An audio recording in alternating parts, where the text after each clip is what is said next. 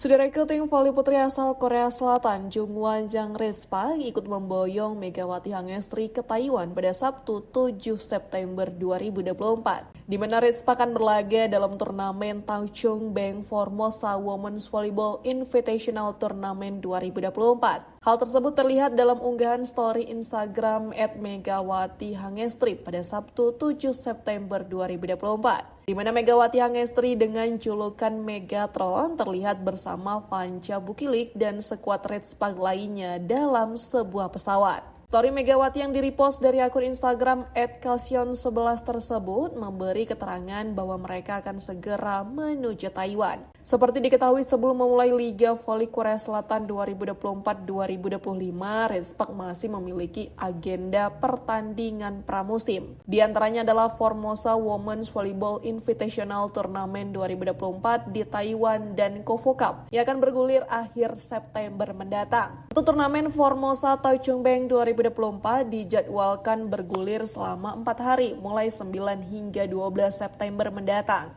Namun tidak diketahui pasti apakah Megawati Hangestri dan Panca Bukilik akan ikut bermain.